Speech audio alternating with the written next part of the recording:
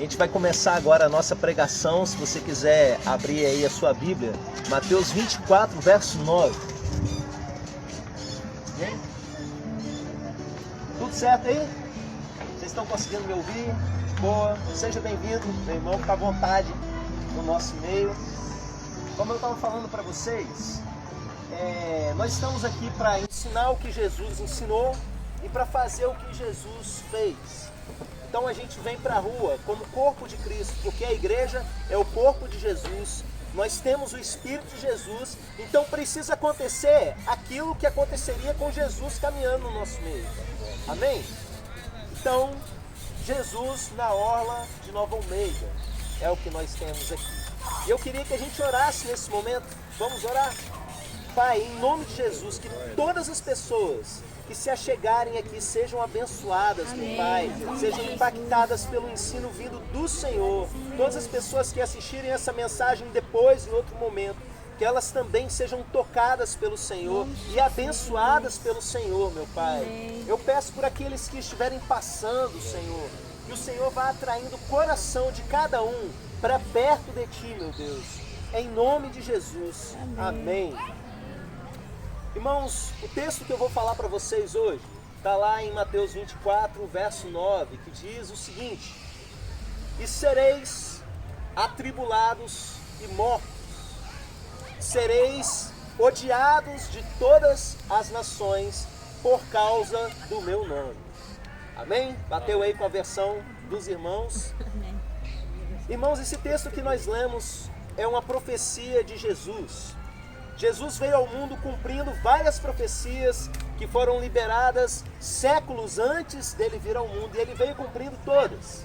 E quando ele veio, ele falou a respeito de outras coisas, ele nos deixou outras profecias. E da mesma forma que aquelas primeiras profecias foram todas cumpridas, tudo aquilo que ele falou será cumprido. Algumas das coisas que ele disse já foram cumpridas. Quando ele falou, por exemplo, sobre a destruição do templo de Jerusalém, pouco tempo depois, aquilo tudo se cumpriu. E nós estamos vivendo dias em que essas profecias desse capítulo 24, elas já vão começar a se cumprir, e vocês vão entender o porquê disso. Esse texto que eu citei aqui para os irmãos, fala a respeito de uma perseguição que vai acontecer com todos aqueles que carregam o nome de Jesus. Você carrega o nome de Jesus, você se considera um discípulo de Jesus, um seguidor dele? Pois é, chegará um tempo, Jesus diz, em que nós seremos atribulados e mortos. Seremos odiados por todas as nações da terra por causa do nome de Jesus. O texto continua com Jesus contando algumas coisas que vão acontecer a partir disso. Ele diz, por exemplo, que um vai começar a trair o outro, e eles vão se odiar uns aos outros, e a iniquidade vai se multiplicar pelo mundo, e por conta disso, o amor de muitos vai esfriar. Muitos daqueles que seguem a Jesus vão se escandalizar dele, e ele termina essa profecia dizendo o seguinte: aquele que perseverar até o fim, esse será salvo. Então a gente vê aí uma distinção muito clara entre aqueles que simplesmente seguem Jesus, carregam o seu nome, sem de fato serem discípulos de verdade, e aqueles que verdadeiramente são os que vão ser salvos, ou seja, aqueles que de verdade são discípulos de Jesus. Eu quero falar para vocês aqui sobre futuro. Vocês já viram um filme de futuro distópico? Aqueles filmes que começam a mostrar uma coisa que vai acontecer no futuro da humanidade.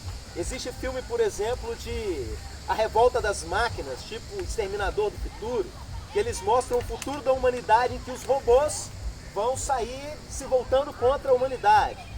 Existe filme que mostra Apocalipse Zumbi. Não sei quantos já viram aí, eu já vi vários filmes que mostram um futuro que os zumbis vão tomar conta da humanidade, né? Os mortos vão se levantar comendo os vivos. Esse tipo de filme é chamado de futuro distópico, ou seja, não é uma utopia, é um futuro ruim. E aqui, nessa profecia que Jesus fala, ele mostra pra gente um futuro distópico em que o seu povo vai ser perseguido. Mas presta atenção, o povo de Jesus sempre foi perseguido. Desde que surgiu o cristianismo, nunca houve um período na história da humanidade em que o cristianismo não fosse perseguido em algum lugar. E agora, nesse momento, o povo que carrega o nome de Jesus está sendo perseguido em vários países, mundo afora.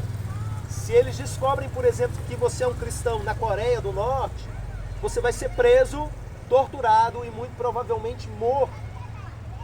Só que esse texto que Jesus fala pra gente, essa profecia, ele está falando, meus irmãos, de um futuro em que todas as nações da terra odiarão os seus discípulos por causa do nome dele.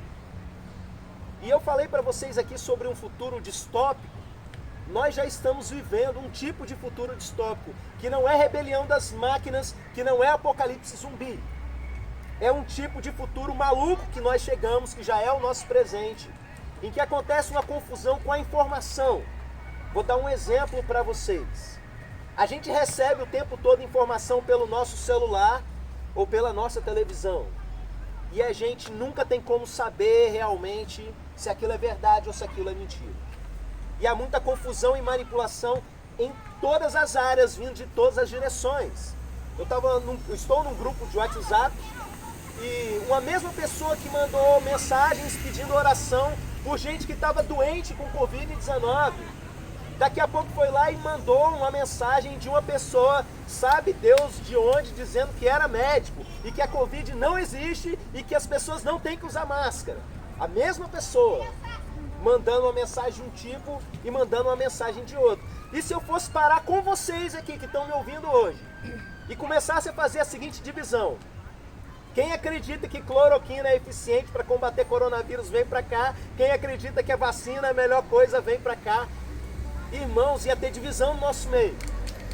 Ia ter gente discutindo, ia ter gente querendo até sair no tapa. E eu tenho certeza, não teria nenhum cientista, ninguém que participou dos processos de análise de qualquer um desses medicamentos, nem nada disso. Cada uma dessas pessoas que estariam prontas para brigar por essas informações são pessoas que não são pesquisadores da área, mas receberam informações vindo de uma direção e vindo de outra. Você sabe o que é isso? Isso é muito comum no nosso tempo. E é por isso, meus irmãos, que esse é o cenário perfeito para isso que Jesus disse acontecer. Como pode todas as nações do mundo, em um dado momento, odiarem aqueles que carregam o nome de Cristo? Eu digo para vocês, vou fazer uma profecia aqui. Está preparado? Eu acredito que em pouco tempo, uma coisa muito ruim de proporções globais vai acontecer e a culpa vai ser jogada toda para cima daqueles que carregam o nome de Jesus. O cenário que nós estamos vivendo está preparado para isso. Já aconteceu na história no passado, na época do Império Romano.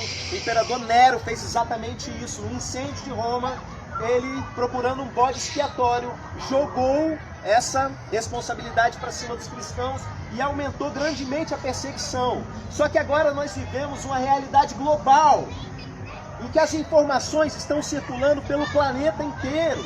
E as informações são o tempo todo manipuladas, filtradas. Alguma coisa grande de ruim vai acontecer a nível mundial. E a responsabilidade vai ser jogada para aqueles que carregam o nome de Jesus. E sabe qual é a consequência disso? Primeira coisa que Jesus diz no texto: as pessoas vão começar a se trair umas às outras, odiar umas às outras. E eu sei até por onde isso vai começar. Por aqueles que são cristãos publicamente. Toda vez que se instala uma perseguição num determinado país, o primeiro a ter a cabeça decepada é padre e pastor. Porque todo mundo sabe que eles vivem testemunhando, a sua profissão é testemunhar a respeito de Cristo. Então os primeiros que vão dançar nessa história são os líderes religiosos. Em todo lugar que isso começa, você sabe, padre e pastor vai morrer de cara.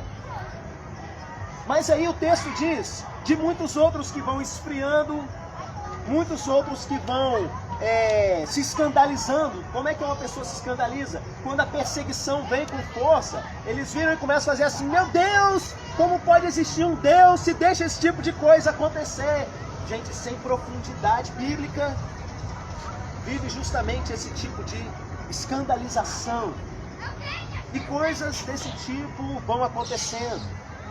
Eu quero que você se visualize nessa situação. Eu acredito, por conta disso que eu falei para vocês, do cenário global que a gente vive, que não demora uma coisa dessa a começar a acontecer. O cenário está armado para que comecem a nos perseguir de forma mais efetiva em todos os lugares do mundo. Você consegue se imaginar numa situação dessa? Você, por exemplo, que tem pais, que você vem cuidando deles durante esse período, com todo o cuidado para que eles não se contaminem, não morram. Você que tem filhos, crianças pequenas, você pensar que pelo simples fato de você carregar o nome de Jesus, você pode ser morto. Eu quero falar para vocês que é muito fácil não ser. É extremamente fácil, nesse contexto que há por vir, de não ser perseguido e morto. É só você deixar de ser cristão, ué. E é isso que muitas pessoas naturalmente vão fazer muito tranquilamente. Aliás, eu te digo, para algumas pessoas isso não vai ser esforço nenhum. Por quê? Porque nas suas vidas já não faz diferença há muito tempo. Eles dizem para si mesmos que acreditam na palavra. Eles dizem para si mesmos que creem em Jesus. Mas não tem diferença na sua vida de um ateu para aquilo que eles são. É aquilo que eu chamo de ateísmo funcional. Deixa eu explicar para vocês esse conceito. Eu usei há muitos anos atrás, depois eu vi pessoas usando também. A gente na educação tem uma expressão chamada analfabetismo funcional.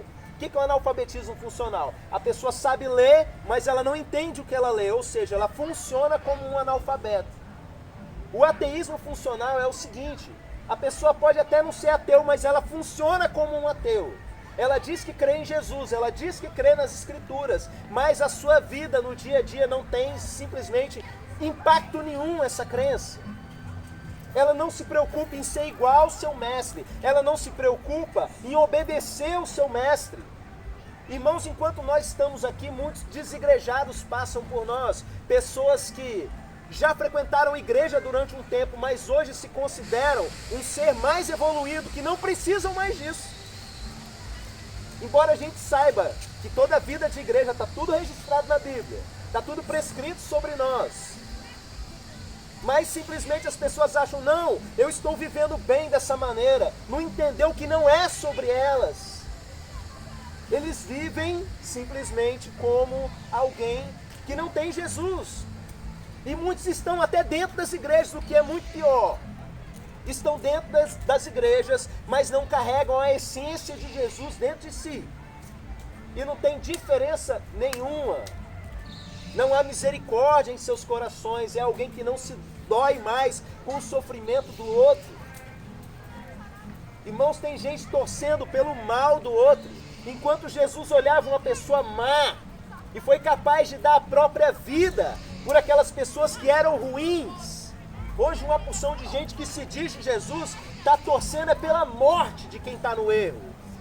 Sabe que se a pessoa morrer, ela vai para o inferno, porque é uma pessoa longe de Deus e ainda assim está torcendo pelo mal. Ou seja, essa pessoa que está ali torcendo pelo mal, se dizendo de Jesus, se dizendo carregar o nome de Jesus, é a primeira que numa situação como essa, que Jesus disse que nós seremos odiados de todas as nações, perseguidos, mortos, atribulados, vão ser os primeiros a sair fora. E você? Eu quero que você seja bem realista com relação à sua própria vida. Você é alguém que está disposto a viver e morrer por Jesus? Quando a gente olha para o final desse texto que eu falei para vocês, em que Jesus diz: aquele que perseverar até o fim, esse será salvo. A gente pode se perguntar: que tipo de maluco é esse? Que numa situação de perseguição, de afronta desse tipo, vai insistir numa coisa tão simples, né? Como eu disse, para sobreviver é simples, é só dizer que não é. É só dizer que não segue mais. Existe um tipo de pessoa que carrega o nome de Jesus, que é um discípulo verdadeiro. Essa gente faz isso porque, eu digo para vocês, alguém que sofre uma pressão dessa, uma perseguição dessa, está pronto para morrer, está numa situação em que essa pessoa vai ser executada se ela não negar a Cristo, e ainda assim ela não nega. Eu te digo, o mundo diz que eles são fanáticos. O mundo diz que essa gente é doida, que deve ser odiada mesmo. Mas pessoas extremamente inteligentes fizeram e fazem isso até hoje. Não tem a ver com fanatismo. Essas pessoas viram algo que as outras não viram. Essas pessoas experimentaram algo que as outras não experimentaram. Uma pessoa que se recusa a negar Jesus, ela tem um motivo muito sério para isso. Para ela, Jesus não é uma religião, uma instituição, um lugar que ela vai lá e frequenta porque os pais frequentaram. Jesus é uma pessoa que está com ela, que está dentro dela. Amém.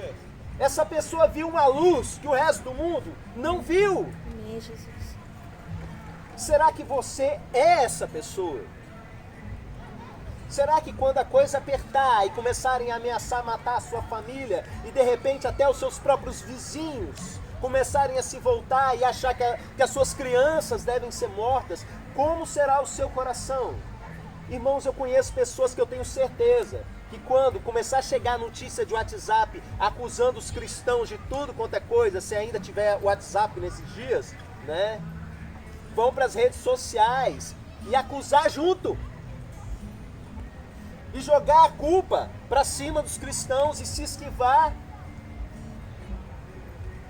Mas se você carrega o nome de Jesus de verdade, você carrega isso de maneira pública e você não volta atrás. Talvez você se pergunte nesse momento o seguinte: como eu faço para ser essa pessoa, pastor? Eu queria ser, porque eu acredito em Jesus, eu acredito em tudo isso, mas a minha vida não mudou. Eu não sou nova criatura, coisa nenhuma, eu continuo do mesmo jeito que eu sempre fui. O que eu posso fazer para que isso mude dentro de mim? Eu quero ser uma pessoa capaz de morrer por Jesus. Eu digo para vocês, é simples, apenas creia. Essa transformação, esse novo nascimento que acontece com a gente, vem pela fé. Você crê e Deus transforma você de dentro para fora. Amém. Você precisa ter muita honestidade consigo mesmo para reconhecer se isso ainda não aconteceu na sua vida. Se você carrega o nome de Jesus, mas não carrega Jesus. Mas se você consegue entender isso, eu quero convidar você para se preparar para esse futuro distópico que nós vamos entrar.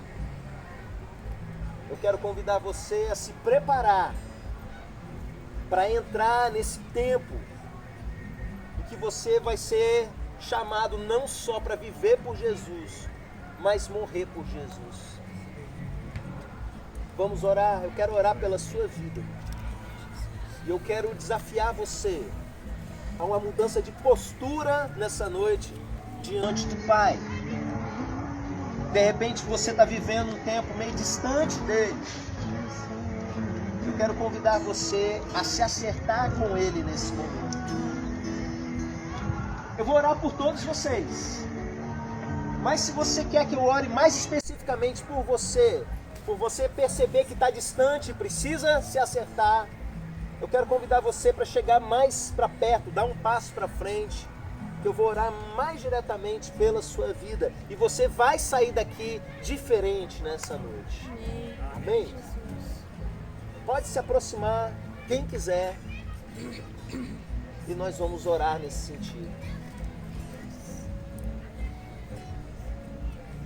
Pai, eu oro nesse momento não só por esses que estão aqui, mas por todos que vão ouvir essa mensagem, por tudo que ainda tem por acontecer, meu Pai. Nós queremos ser aquele povo do último versículo, que vai perseverar até o fim, discípulo verdadeiro, que não carrega só nome de Jesus, mas carrega o próprio Jesus dentro de si.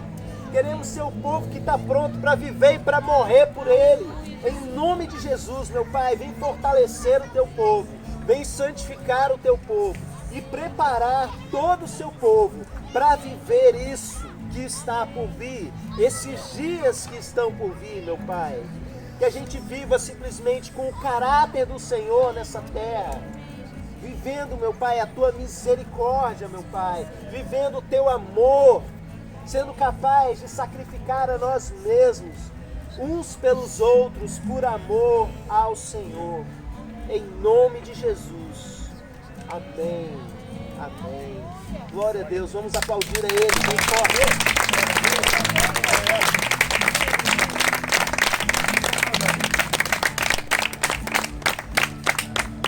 Estendam as mãos de vocês na direção do bairro. Vamos abençoar esse lugar.